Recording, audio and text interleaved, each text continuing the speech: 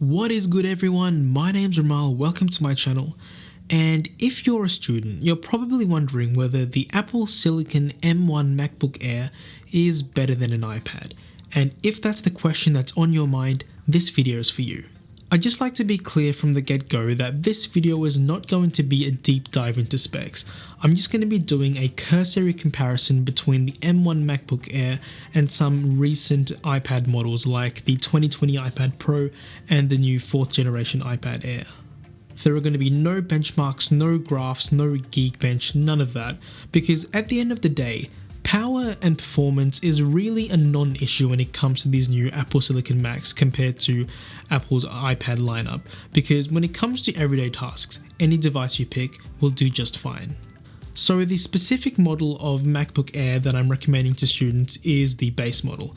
And I'm glad to say that this particular laptop, the base model MacBook Air, is possibly one of the best value laptops you can get from Apple and compared to every other PC that's on the market right now for about the same price. So the base model MacBook Air comes with the Apple M1 chip featuring an 8-core CPU and a 7-core GPU, 256 gigs of storage and 8 gigabytes of RAM, all for $999 or potentially a bit less if you have education pricing in your region. So here's a surface level overview of what the M1 chip means for the MacBook Air, and I think the main thing you have to realize is that the M1 chip is kind of in the same family as the iPhone and iPad chips that we've seen for years from Apple. Basically, what this means is that the M1 equipped MacBook Air is very powerful yet super efficient, basically enabling an all-day battery life. The crazy thing is, the M1 equipped MacBook Air can keep up with or outperform an Intel equipped MacBook Pro that costs $2,000 or $3,000 more than the $999 MacBook Air. Basically, if you're a student, you're getting amazing value in a thin and light package, and of course it needs no mention that the M1 equipped MacBook Air is way faster than an Intel equipped MacBook Air of the past. Now, I won't blame you for thinking that all of this power is going to waste when you're just going to use it for everyday productivity tasks. But the thing you have to realize is that this power translates to a revolutionized Mac experience. Now imagine using an iPhone. You know, when you tap on an app, it opens instantaneously? That's the sort of performance you should expect on the MacBook Air with the M1 chip. When it comes to real world use, what you should expect is instant turn on times, instant waking from sleep, and super fluid app opening and multitasking, which basically elevates the entire Mac experience to a whole new level. Another benefit provided by the M1 chip on the MacBook Air is that it can be passively cooled without any fans, just like an iPad. And despite the fact that the MacBook Air doesn't have any fans, it doesn't get uncomfortably hot, and it only thermally throttles when you're doing something super strenuous for an extremely long amount of time, which is highly unlikely in an everyday productivity-based workflow. And when it comes to compatibility, you don't have to worry about not being able to use apps that were originally developed for Intel-based Macs, because those same apps are translated in the background for your convenience, so you can run them as you would on an Intel Mac on the M1 MacBook Air, so you're not going to have to skip a beat when it comes to running the apps you need to get your work done. But here's the kicker, because the M1 chip is based on the A series chips from the iPhones and iPads, the M1 MacBook Air can natively run iPhone and iPad apps, which basically opens up the possibilities for the sorts of things you can do on your M1 MacBook Air, but I'll talk more about this a little later in the video. However, despite all of the MacBook talk, here are 4 reasons why you might consider getting an iPad Pro or an iPad Air instead of an M1 MacBook Air. Firstly, if using a tablet form factor makes certain tasks easier as opposed to using a traditional laptop setup. Secondly, if you plan to take digital handwritten notes. Thirdly, if you plan on doing any digital drawing or illustration work. And finally, and most importantly, if you don't need any Mac desktop apps and can get by with what's on the App Store, the iPad is right for you.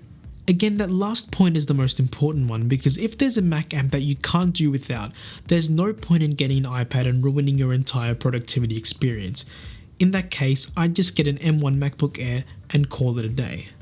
Alright, so for the sake of a fair comparison, the iPads in this video will be the most recent Air and Pro models, and will be matched in terms of storage to the M1 MacBook Air at 256GB. If you'd like a more detailed spec comparison, check the link in the video description to Apple's website where I'll have a comparison of all three iPads mentioned in this video. I don't want to waste your time on having to listen to me ramble on about specs, so if you want to look at the differences in more detail, check that link in the description. The overall experience is mostly the same between these iPads except for the size and refresh rate of the displays, the cameras, and of course the pricing. So don't worry too much about the little things because in the bigger picture, all of these iPads are practically identical in the everyday experience. In order to get the best laptop alternative experience with these iPads, I'll be combining them with their corresponding versions of the Magic Keyboard.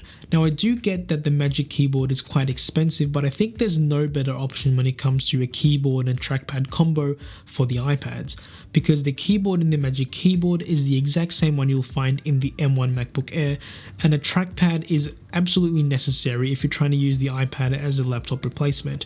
And there's also a USB-C port on the keyboard itself for pass-through charging, so that it frees up the USB-C port on the side of the iPad if you need to use it for external accessories for storage and other stuff. So that's why I'm picking the Magic Keyboard. And of course I'll also be throwing in an Apple Pencil 2nd generation into the mix as well, because there's really no point buying an iPad if you're a student without an Apple Pencil. Alright, so here's a quick price comparison. The 256GB 12.9-inch iPad Pro combined with its corresponding Magic Keyboard and the Apple Pencil totals out at $1,577. If you want to step down from that, the 11-inch iPad Pro in the same storage size with the Magic Keyboard and the Apple Pencil totals at $1,327, whereas a 256GB 4th generation iPad Air with the Magic Keyboard and Apple Pencil totals out at $1,177. If you have education pricing in your region, the prices listed in this video could potentially be lower, so look out for student deals.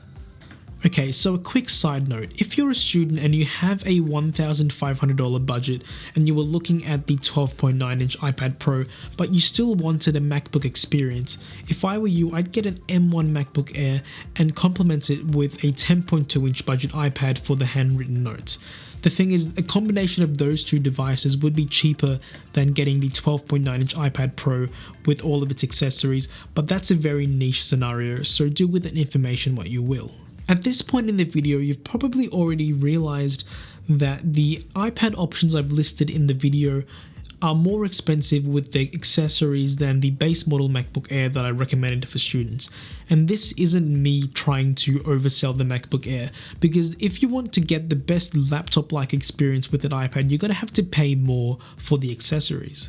Along with that, the reason I'm picking newer and more powerful iPads to compare to the MacBook Air instead of older and less powerful iPads is that I want to even out the playing field when it comes to performance, to make it a non-issue when it comes to deciding which one is the right one for you, because the MacBook Air with the M1 chip and these new iPad Pro and iPad Air models perform on a very similar level.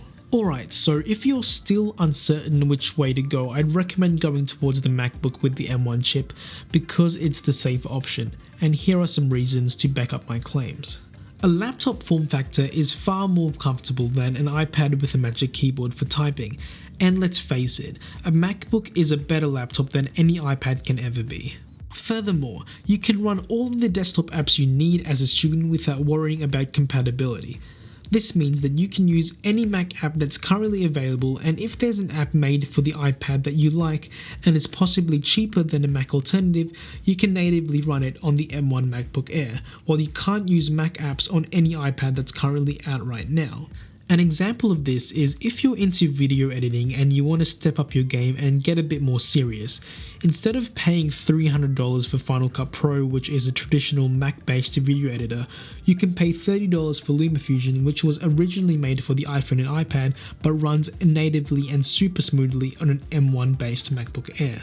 And that's just one example out of many. Also, on the M1 MacBook Air, you get 16 hours of battery life compared to 10 hours on the iPad Air or iPad Pro, so you can work all day from the time you wake up until the time you go to bed without worrying about charging at all. And finally, you can very easily do more demanding tasks like photo and video editing without compromising on performance, while the MacBook stays cool, silent, and sips power thanks to the performance and efficiency on the M1 chip. If you end up deciding on an M1 MacBook Air, you're definitely going to forego the tablet experience and the versatility of an iPad.